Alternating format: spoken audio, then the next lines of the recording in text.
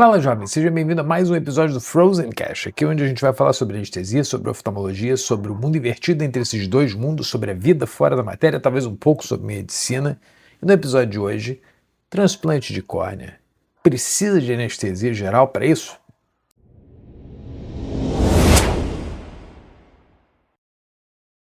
Para responder essa pergunta, eu tenho que trazer um convidado especial, estreando aqui nesse podcast, Judite.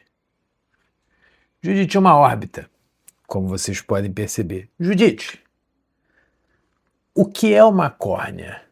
Olha só, Judite. Judite, para enxergar, você precisa que a luz chegue na retina. E para a luz chegar na retina, ela precisa atravessar todas as camadas do olho. Entre elas, essa camada transparente que vocês podem ver aqui. Esta camada transparente, que a gente consegue retirar, ela é a córnea. Então, como vocês podem ver, vamos botar a Judite aqui num plano melhor. Pronto, tirei a córnea da Judite. E agora que eu tirei a córnea da Judite, todas as estruturas vão querer sair. Olha que loucura! Então, muito bem, esta é a córnea. E agora estamos vendo uma órbita sem córnea. E qual é o problema de uma órbita sem córnea? A córnea, ela serve para ser transparente. E porque ela é transparente, a luz passa por todas as estruturas e chega na retina. Não preciso falar de pupila, não vou falar sobre cristalino agora, não é o foco. Fato é que a córnea também serve como uma barreira de proteção para o que está aqui dentro. Enquanto a córnea existe, as coisas do lado de dentro do olho, elas estão contidas. A partir do momento em que você retira esta proteção, as coisas que estão do lado de dentro do olho tendem a sair.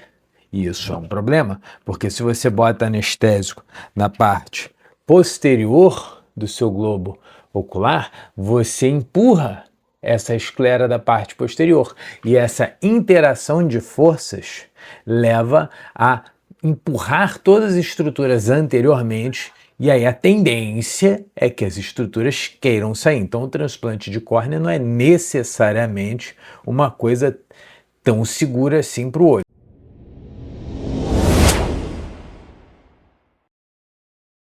Mas por que se transplanta uma córnea?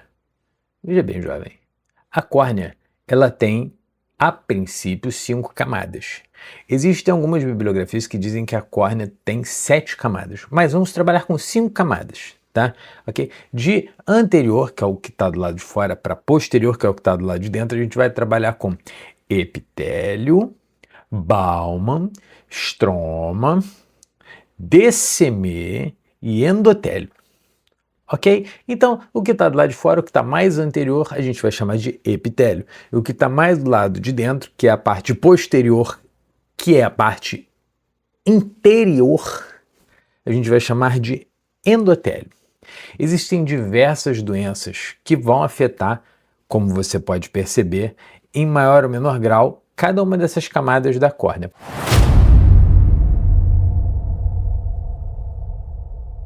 Então, como a córnea ela tem várias camadas, nós temos diversos tipos de doenças que podem afetar de forma diferente essas camadas. Dito isso, nós temos doenças que podem afetar somente a parte anterior da córnea, como é o caso do ceratocone, que é um defeito topográfico da córnea, ou nós temos doenças que afetam predominantemente o endotélio, como a ceratopatia bolhosa.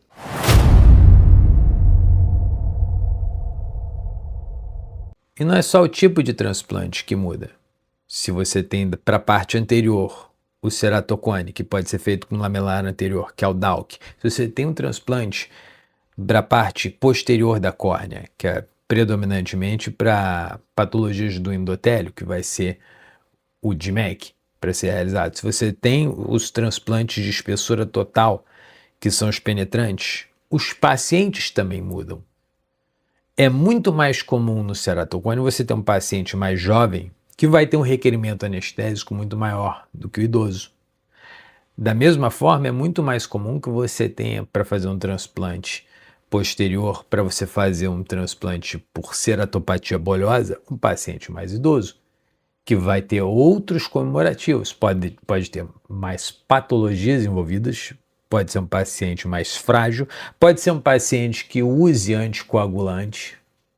Então os pacientes também são diferentes. Como é que você resolve isso tudo? Você vai fazer anestesia geral direto para esse paciente? O paciente jovem vai ter os mesmos requerimentos, vai ser tão mais fácil você fazer anestesia geral quanto o paciente idoso, que tem outros problemas?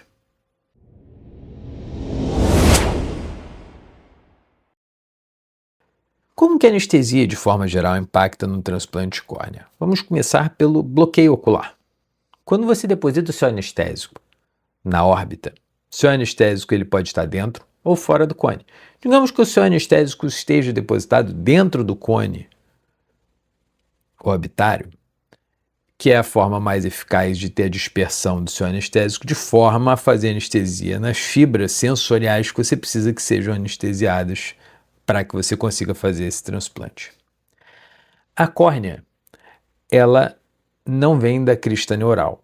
Ela, apesar de ser o órgão mais inervado do corpo humano, ela não vem da crista neural, então ela é fácil de anestesiar. Então, um pouco de anestésico que você colocar na parte posterior do globo, se você botar dentro do cone orbitário, você consegue anestesiar as fibras sensoriais.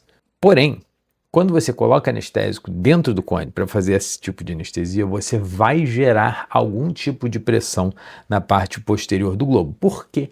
Porque o anestésico ele é muito menos complacente do que a gordura retroorbitária, então necessariamente ele vai empurrar aquela esclera para frente. Empurrando aquela esclera para frente, você vai ter uma alteração de força empurrando tudo para frente. Então você vai ter uma força empurrando o corpo vítreo para frente, que vai empurrar a íris para frente, que vai empurrar tudo para frente.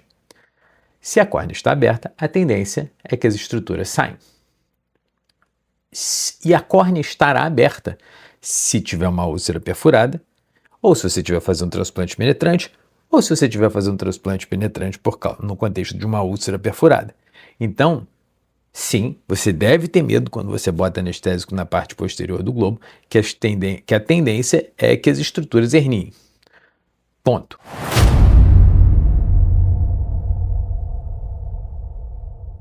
Dito isso, se você tem medo do bloqueio e você tem recurso para fazer anestesia geral em todos os seus pacientes, faz anestesia geral em todos os seus pacientes.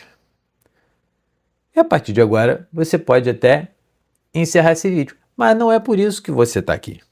Você está aqui para entender por que você não precisa fazer anestesia geral nos seus pacientes. Primeiro que a anestesia geral não é isenta de riscos. Você vai ter todos os riscos inerentes da anestesia geral, que são decorrentes de você precisar invadir a via aérea do seu paciente e você precisar que o seu paciente esteja num grau tão profundo que você vai precisar respirar por ele. Mas e se eu te der uma alternativa que você consiga fazer a sua anestesia com mínima variação da pressão intraocular e você conseguir proceder com o transplante com seu paciente com menos sedação do que você ponderava?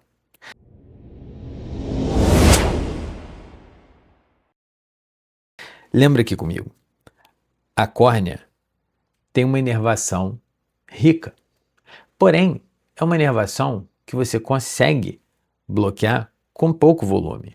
Só que o seu anestésico ele tem que durar a cirurgia inteira. Se o seu paciente está com o olho inflamado, você vai ter um outro problema aí de diminuição de duração, de aumento de latência, tudo decorrente da interação entre o pH da sua órbita, agora, que vai estar mais baixo, e o pK do seu anestésico. E se você consegue fazer o mínimo volume necessário para causar anestesia da córnea, sem necessariamente gerar um bloqueio motor, que não é necessariamente um problema. Se o seu paciente perde a intenção de mover involuntariamente, porque ele não vai estar tendo reação ao estímulo cirúrgico, porque ele está anestesiado, o bloqueio motor ele pode ser conseguido aos poucos com uma infusão contínua de anestésico. Mas você está me dizendo que existe um dispositivo que você pode colocar dentro da órbita do seu paciente e que você pode fazer anestesia contínua no seu paciente? Sim.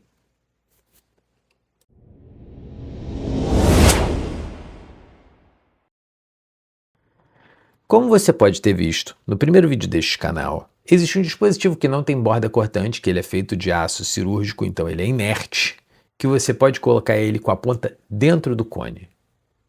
Colocando ele com a ponta dentro do cone, ele tem uma inclinação que ele fica do lado de fora, evidentemente, da órbita do seu paciente, que fica sutilmente posicionado e que não atrapalha em nada o campo. Ele tem um extensor que você pode fazer a infusão do seu anestésico em titulações seriadas ou você mantém a infusão contínua com a bomba infusora.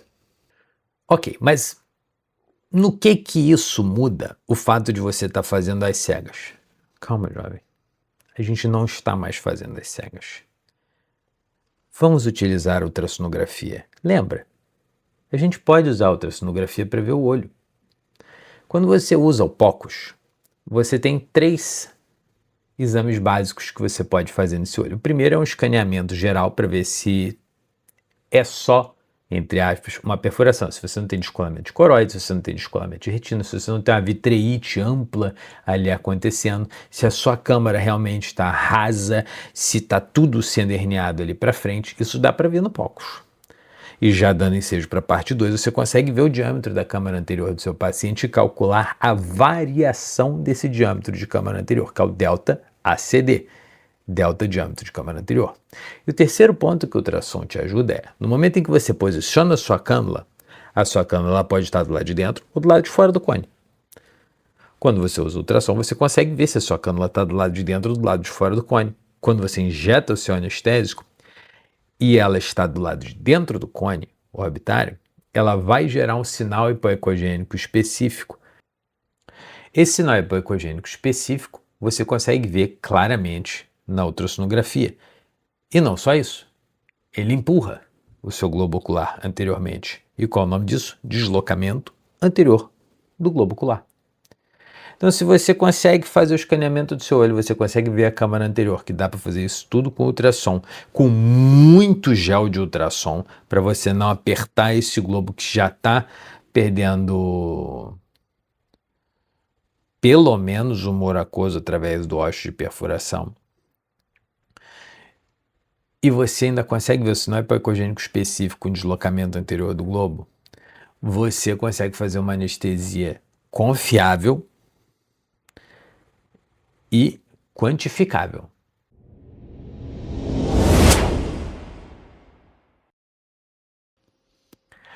Mas a cânula você pode usar em todos. Por que você pode usar a cânula em todos? Porque ela não tem borda cortante e que você vai fazer o anestésico necessário para que você gere bloqueio no seu paciente. Se o paciente jovem com ceratocone precisar de um volume maior, você faz um volume maior.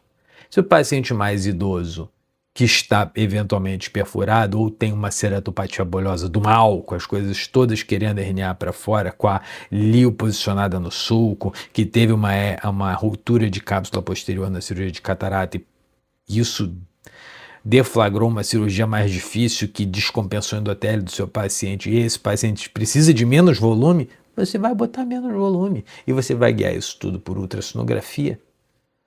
Porque o recurso, ele existe para você utilizar para o seu paciente. A anestesia geral é um recurso? Sim, a anestesia geral é um recurso e você sempre tem que considerar se você tem estrutura para isso.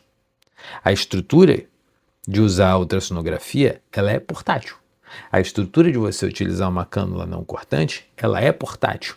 E tudo isso que eu estou falando para você é muito menos invasivo do que fazer um bloqueador neuromuscular no seu paciente e botar um tubo na traqueia dele.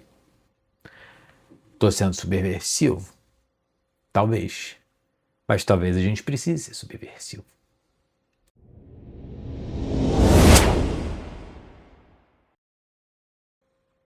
Mas eu não tenho essa cânula. Eu quero continuar fazendo aqui de agulha, eu quero fazer minha anestesia geral, estou em paz. Tudo bem. não tem problema. Mas se você quiser saber um pouco mais sobre esta sugestão que eu estou trazendo para vocês, entra lá no site, clique em Saiba Mais. E você sabe o que mais está faltando aqui, jovem? Curte o nosso vídeo. Se inscreve no canal, tem mais coisa para você receber. Dá 5 estrelas no Spotify, bota lá para você ouvir quando você estiver no caminho para o trabalho. Escuta esse podcast aqui no seu caminho para o trabalho na academia. Se você quiser me achar, me acha no Instagram, me acha no TikTok, todos os links estão aqui, ó. Eu estou multiplataformas. Você consegue ter acesso a todas essas informações. Fica aqui, fica conectado com a gente. Um enorme abraço, jovem, um gigantesco abraço e tudo de bom.